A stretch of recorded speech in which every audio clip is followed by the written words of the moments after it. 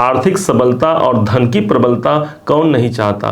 और इसी प्रबलता को सिद्ध करते हुए आज हम विचार करने वाले हैं आपके जीवन में वो कौन सी दिशा होगी जिस दिशा से आपको धन की प्राप्ति होगी, वो कौन सी दिशा होगी जहां पर आपको धन लाभ होगा, और साथ ही साथ कैसे अपने खर्च को रोक पाएं और धन आर्थिक स्थिति को बहुत सुदृढ़ बना पाएं। इसी बात पर चर्चा करने के लिए आप और हम यहाँ पर एकत्रित हुए हैं। आप ध्यान रखिएगा, इसे अपने कन्या लग्न राशि के अनुसार देखेंगे, सटीकता 100% बैठेगी। एक अनुमान लगाने का प्रयास करते हैं कि वास्तव में क्या होना चाहिए। आपके ठीक जो राशि के स्वामी जो बुध देव बनते हैं, इन्होंने धन का डिपार्टमेंट शुक्राचार्य को दे रखा है। दूसरा घर वो स्थान होता है जो हमारे धन, हमारे संचित जमा पूंजी का होता है। यहाँ पर 7 नंबर की राशि है जो कि ये प्रदर्शित करती है कि काम त्रिकोण राशि मानी गई है। ऐसे जातक अपने कर्म के कारण, अपने कर्म क्षेत्र से ही धन की प्राप्ति सर्वाधिक करते हैं। इनको यदि अपने पुरखों की संपत्ति मिल भी जाए उसके बाद भी ये अपने कर्म पर बिलीव करते हैं, क्योंकि आपके द्वितीय भाव पर काम त्रिकोण की राशि 7 नंबर पड़ी हुई है। जिसकी दिशा की यदि बात करें तो पश्चिम दिशा में आपको धन प्राप्ति की संभावना काफ़ी हद तक प्रबलता को सिद्ध होती है। पश्चिम दिशा में आप प्रयास करें, वहां पर आपका धन छुपा हुआ है या धन से संबंधित आप एक कार्य बन सकते हैं। इस बात को आप समझिएगा।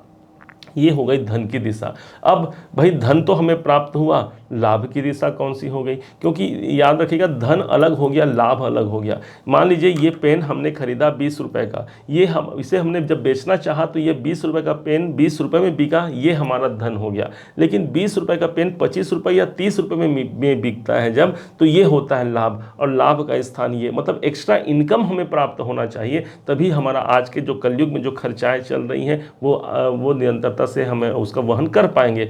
तो लाभ की दृष्टा बताया गया है 11वें भाव को। 1 2 3 4 5 6 7 8 9 10 11। तो 11वां घर आप देखेंगे, इस भाव में 4 नंबर की राशि लिखी हुई है जो कि मोक्ष त्रिकोण की राशि मानी गई है। अब इसके स्वामी होते हैं स्वयं चंद्रदेव। तो इस हिसाब से चंद्रमा की स्थिति, और चंद्रमा आपके जीवन में सदैव लाभ को प्रदर्शित करता है। चंद्रमा कैसा है?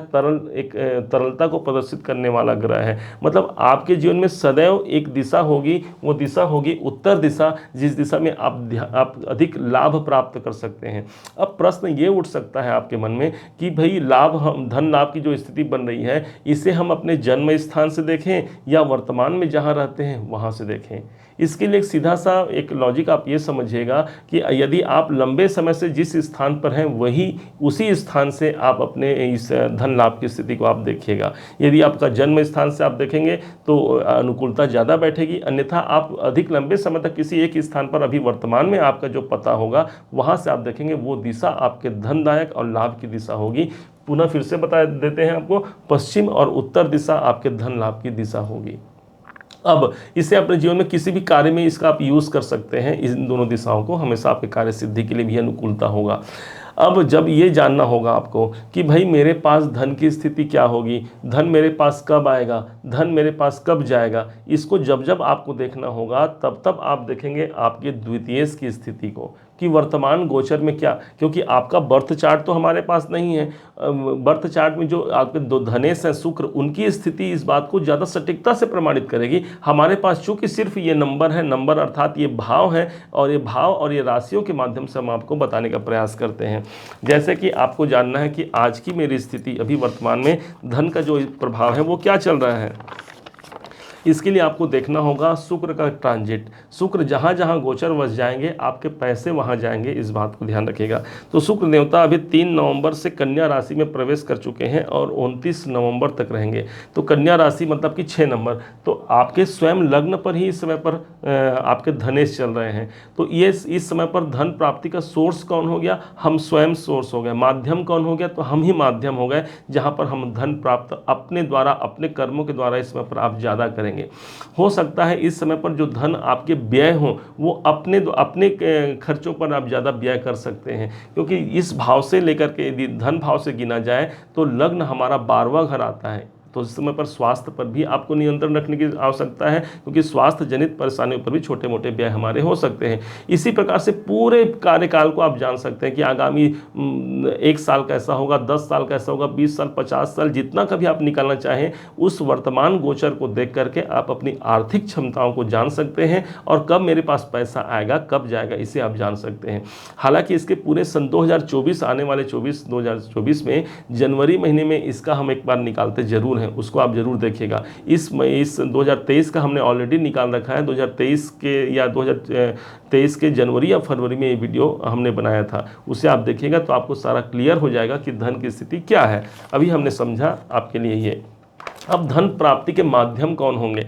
माध्यम के हिसाब से ये समझिए, यहाँ पर आपके 7 नंबर लिखे हैं, जो कि काल पुरुष की कुंडली में सप्तम भाव हमारा बिजनेस को प्रदर्शित करता है। बिजनेस से आप धन लाभ ले सकते हैं। दूसरा, यही स्थान हमारे दाम्पत्य जीवन का होता है, तो जीवन साथी या जीवन संगिनी से जुड़ करके आपको धन लाभ की प्राथमिकता सबसे ज़्यादा रहेगी आपके जीवन में। उनका साथ ले करके आप धन लाभ ले सकते हैं। 7 नंबर की जो राशि होती है वो हमारे इसके पार्टनरशिप को भी प्रदर्शित करता है। ये यदि आप साझेदारी का व्यापार करते हैं या फिर अपने किसी पार्टनर को रख करके अपना कार्यक्षेत्र आगे बढ़ाते हैं, यदि आप जॉब भी करते हैं मान लीजिए, तो अपने पार्टनर का सहयोग आपको ले करके आप ज़्यादा उसमें उन्नति को प्राप्त कर सकते हैं। सप्तम भाव काल पुरुष की कुंडली में देखा जाए तो आपके मित्रों के साथ साथ आपके दैनिक जो आपके सामने वाले जो क्लाइंट होते हैं उनको प्रदर्शित करता है। तो हमेशा के लिए याद रखेंगे, जब तक आप टेबल पर नहीं बैठेंगे आपको धन लाभ नहीं होगा। किसी से बातचीत करके ही आपको धन लाभ की संभावना काफ़ी बढ़ेगी। ये सदैव आपके एक सोर्स बता रहा है आपको कि हाँ भाई, मुझे यहाँ से धन लाभ की अधिकता हो सकती है। अब जब आपको ये समझना है कि धन तो हमारे पास आ गए, लेकिन हमारे खर्चे कैसे नियंत्रण हो, क्योंकि हमारे पास चाहे वो लाख रुपए हमारे पास हो, लेकिन एक समय ऐसा आता है कि हम अपने खर्चों से भर जाते हैं और वो 1 लाख रुपए भी खर्च हो जाते हैं। उस स्थिति में हम अपने आप को कैसे सुदृढ़ बना सकें, कैसे अपने आप को संपत्तिवान बना सकें, इसके लिए आपको देखना होगा आपका 12वां घर। 12वां घर वो स्थान होता है जिस स्थान से जुड़ करके आप खर्च को अपना रोक सकते हैं, या फिर 12वें घर के सूर्य को देख करके आप ये जान सकते हैं कि मेरा खर्च कहाँ होना है। तो 12वें घर को जो रूल करते हैं वो 5 नंबर की राशि है। खर्च कहाँ होंगे? 5 नंबर की राशि जिसके स्वामी बनते हैं स्वयं भगवान सूर्य। सूर्य कौन है? एक राजा के समान है। कभी कभी हम एक ऐसा निर्णय ले सकते हैं, अचानक से बहुत बड़ा निर्णय ले सकते हैं, जिसके कारण हमें बाद में पछताना पड़ सकता है। इससे आपको हमेशा सतर्क रहने की आवश्यकता है। जल्दबाजी में कोई निर्णय न लें, अन्यथा कोई बड़े धन हानि की संभावना यहाँ पर बन जाती है। सूर्य कौन है? तो सूर्य स्वयं एक राजा है। पंचम राशि जो होती है काल पुरुष के पंचम भाव को प्रदर्शित करती है। आपके खर्चे कहाँ बैठे रहेंगे? पंचम भाव हमारे मन मस्तिष्क का होता है। मतलब कभी हमारे गलत निर्णय से हमारे धन खर्च हो जाए, कभी हमारे एजुकेशन में भी धन खर्च अच्छा होता है, या फिर अपने संतान के एजुकेशन या उनके कैरियर के लिए भी हमें धन खर्च की अधिकता करनी पड़ती है, क्योंकि खर्च भाव के स्वामी आपके पंचम भाव पर आए हैं। हालांकि इस समय पर इस धन को बढ़ाने के लिए आपको सीधा एक उपाय करना होगा कि 12वें का संबंध जब भी आपके 5वें घर से बनता है, इसका मतलब आप धन इन्वेस्टमेंट करके आप अच्छा पैसा कमा सकते हैं। शेयर मार्केट का माध्यम भी आपके लिए, कोई भी ऐसा जो अनअर्न मनी है उसके माध्यम से भी आप सदैव धनदायक स्थिति को प्राप्त कर सकते हैं। हालांकि इसके लिए आपको अपने बर्थ चार्ट का विश्लेषण करा करके ही कोई बड़े अमाउंट में आपको पैसा लगाना होगा, अन्यथा यहाँ पर जो ग्रहों की स्थिति, जो आपके लग्न राशि की स्थिति है, उसके आधार पर हमने आपको ये बात प्रदर्शित की है। अब समझते हैं कैसे हम आर्थिक विकास को बढ़ा सकते हैं। अब हमारे पास धन भी आ गए, धन खर्च भी हमने रोक लिया, लेकिन भाई उसमें निरंतरता तो बनी रहे। एक समय आज हमारे पास धन है, कल नहीं रहेगा, कल पैसा है, आज नहीं है। देखिए ध्यान रखिएगा, कलयुग में पैसा सब कुछ नहीं है, लेकिन पैसा बहुत कुछ होता है। और इसी कारण से हर व्यक्ति, आप हो चाहे हम हो, एक धन प्राप्ति के लिए निरंतर मेहनत करते रहते हैं। और जब जब धन की वृद्धि की बात आती है, आपको देखना होगा आपका दूसरा घर। द्वितीय भाव वो स्थान हो गया जो आपके वित्त मंत्री का स्थान है, जिसके स्वामी शुक्र बनते हैं।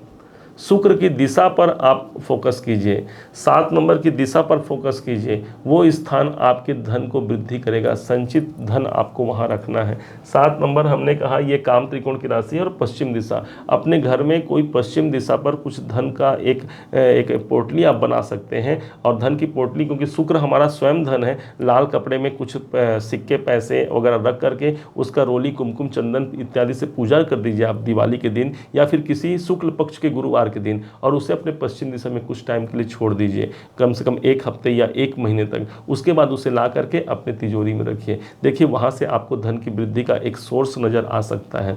दूसरे तौर पर जब जब शुक्र की बात आती है, आर्थिक सबलता आपको कब प्राप्त होगी? जब जब आपके दाम्पत्य जीवन सही होंगे तब तब आपको आर्थिक सबलता प्राप्त होगी, क्योंकि काल पुरुष की कुंडली में 7 नंबर सप्तम भाव को ही रूल करता है। तो जीवन साथी या जीवन संगिनी के अच्छे संबंध से भी आपके धन वृद्धि होंगे। याद रखिएगा, जिस घर में नारी जो महिला होती है उसकी यदि आंसू निकलते हैं, उस घर में लक्ष्मी कभी निवास नहीं करती। तो इस बात का सदैव आपको तो विशेष ध्यान देना पड़ेगा भाई, क्योंकि आपके स्वयं धनेश आपके जो शुक्राचार्य जी महाराज बनते हैं। इसलिए आर्थिक मामलों पर यदि विशेष आपको लाभ चाहिए तो घर की जो लक्ष्मी है, जो गृह लक्ष्मी है, उसका मान सम्मान, उसके द्वारा ही आपकी आर्थिक वृद्धि सदैव निरंतरता की ओर आगे बढ़ती ही रहेगी। उम्मीद है आप सबने इसे समझा है, आप सबने इसे जाना है। यदि आपने इसे समझा है, जाना है, मेरे समझाने का प्रयास यदि आपको सार्थक लगा हो, मेरे समझाने का तरीका यदि आपको सार्थक लगा हो, तो हर बार की भांति इस बार भी अपना प्यार भरा लाइक और कमेंट करना मत भूलिएगा। और हाँ, यदि अभी तक आपने चैनल को सब्सक्राइब नहीं किया है, सब्सक्राइब भी कीजिएगा।